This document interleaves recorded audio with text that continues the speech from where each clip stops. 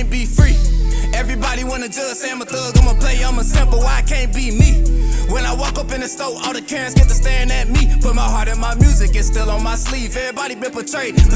So fam, what's the word? It's your boy Spiritual Trey, and it is now episode 70 of the Soulful Thoughts blog. And today we gonna be talking about the 3 steps to preventing and curing self-grudge energy. Now, this is basically a part 2 to my last video. My bad, family, I got a call, but I was basically talking about the steps to preventing and curing grudges, as in terms of grudges against others. This video we gonna be talking about self-grudge energy. Now, I've been thinking on this for about a couple weeks, and I came up on 3 angles in which self-grudge energy can form. So we gonna talk about these 3 angles, how we can prevent these angles from forming, and how we can cure it if you already are engulfed into these angles, okay? So let's dive into it. Angle number 1 to forming a self-grudge is natural and placed insecurity. There are 2 types of insecurities in this world. Natural insecurities and societal placed insecurities, as I like to call them. How do you know the difference between the 2? Like, how do you know if a certain insecurity of yours is natural or society related? All you have to do is break your connection with validation. If you break your connection with the desire of validation from the outside world, that's gonna immediately cure your societal placed insecurities. There will lie your natural insecurities behind.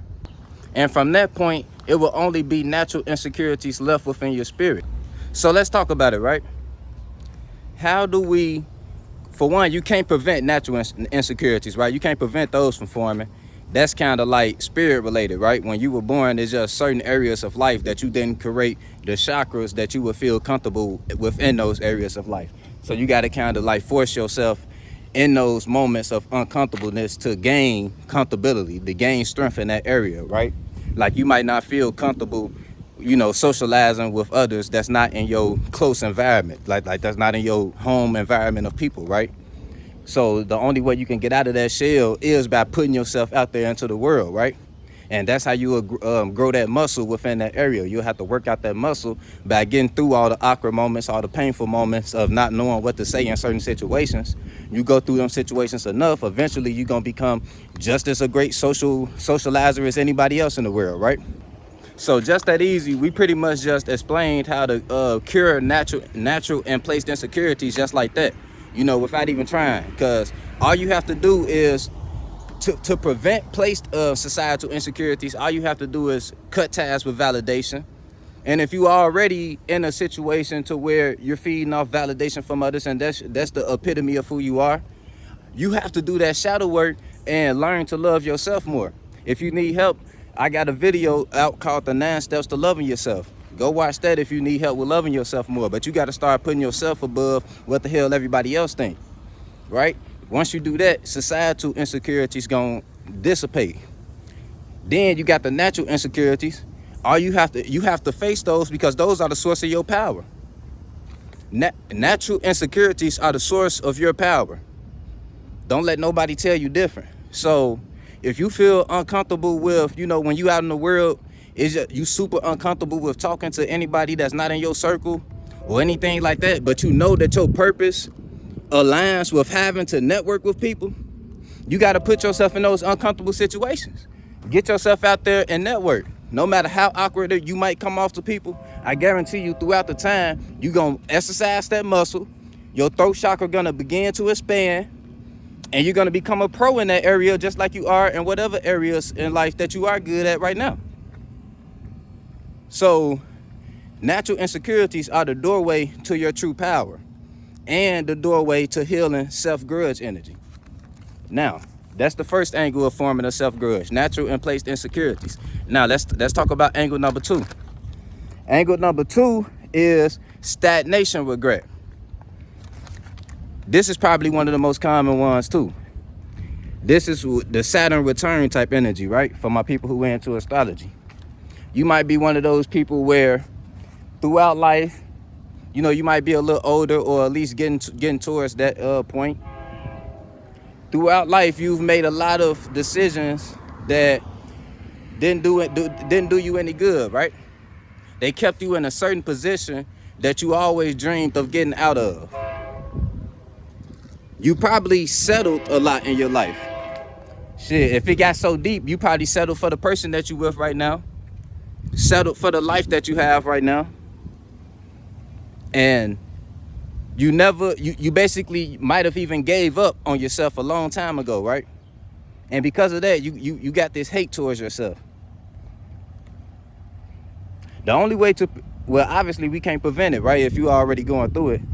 The only way we could have prevented that was you not making those decisions, unfortunately. So now that we in this situation, how do we get out of it? How do we get out of at least the grudge energy? If we can't get out the situation, how do we at least make it look better? By not living in the past. By appreciating how much life you got ahead of you. Because no matter how old you are, if you still here, it's life ahead of you, right? That's what you should be thinking of it. So be thankful for the life you got ahead of you. And try to balance out all of that energy that you didn't put into life. Balance that out by pouring literally all of your energy into living the life that you want to live. But think about it like this, y'all. Let's say, okay, you probably were stagnant in terms of certain areas of life, right? But it might be other areas of life to where you probably made a big impact on people's lives along the way. Y'all got to start finding the little things in which you do for people's lives. Even if it's just the kids you raised looking up to you. That's something to pat yourself on the back about. Now, if you don't feel like that's enough, that means, okay, take advantage of the time you have left with this lifetime and go forward with what the hell you want to do. You're never too old to live the life you want.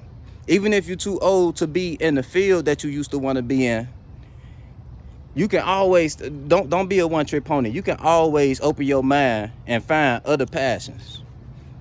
Fulfill yourself in other areas to balance out the energy of unfulfillment in the other areas of life that you didn't go for. It's all about balancing energies, man. Y'all can't just let regret hang in the past. You got to kind of balance that energy out with effort. Letting stagnation regret sit in your mind is a recipe for depression. The only way to balance that shit out is to actually live life the way you know you want to, no matter how hard it is to get to that life. You got to enjoy the process too. It's not about results and it's not about validation. It's just about doing it. Just going after what the fuck you love. You feel me? I'm not going to stay on that. I know y'all get what I'm saying. Now, what's angle number 3 to a self-grudge form? Angle number 3 is remorseful regret. Remorseful regret, that can come from a couple of angles, right? Like, it can be you being remorseful for, something you did to somebody else. Or it can be, survivor's remorse. Or shit, it can even be stagnation remorse, right? You being remorseful for the life that that you passed up on. So, if it's that, you could just follow my stagnation steps. But let's talk about specifically the first 2 angles, right? Let's say you got a grudge against yourself and feel remorseful for something you may have did to somebody else. No matter how extreme it may be. Like, let's say the person even ended up losing their life because of something you did, right? We know that's deep, right? And I want to say I apologize to y'all who went through that type of situation. Especially if that wasn't your intent.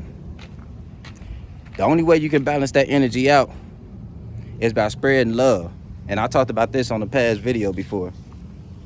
I forgot which one it was, but when you spread pain through a person's family, or even through one person, you have to balance that out by spreading love throughout the world.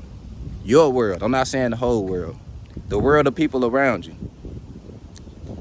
Your intentions with everyone else that comes around you should be as pure as possible if you know your intentions wasn't pure with somebody whose intentions were pure with you. Let me say that one more time. Your intentions with everyone else should be as pure as possible if you know that your intentions wasn't pure with someone else that had pure intentions for you.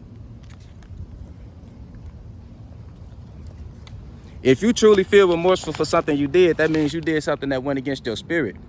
You let the flesh override the spirit.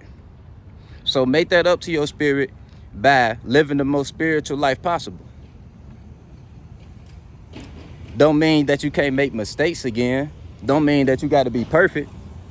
But all I'm saying is your intention should be perfect. That's for damn sure. Right?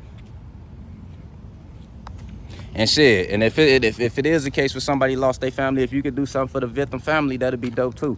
Like something anonymous or something. But yeah, so I'm not gonna keep this video too long, family, because I'm not gonna lie, it's hot as hell out here. It done just rained, so it's kind of, y'all know that little wet heat, like when there's moisture in the air and heat, man, I'm sweating my ass off. So I'm finna get my ass in the crib, family. But yeah, those are the 3 angles to a self-grudge forming. Just a quick little wrap up. I don't know why I balled up the paper, tripping and shit.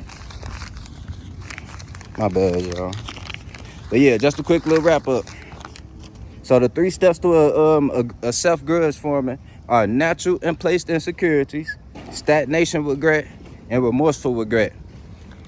To cure all of those energies, the main thing you must do is detach from validation and balance out the energies that you have already put into the universe.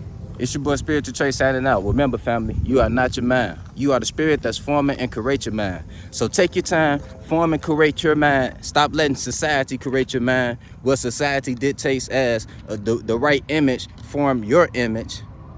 And stop letting old, outdated mindsets form and create your spirit, such as old, bad decisions that may have led to remorse, old, bad decisions that may have led to stagnation. Any mindsets that may have led to the false narrative that you are not perfect as you, even with your flaws. Let go of all that dead energy and you will truly be able to live, family. It's your boy Spiritual Trey signing out. Love you. On the beat, start preaching. Feel no evil, see no evil, but peep it. I don't aim for the stars, I want leeches. And the snake spawn, I'ma kill the whole species. Rest in peace to all the peaceful preaching. The youngest wildin', but they say they evil, that's kinda reaching. Who really controlling the way you thinking? Find the truth.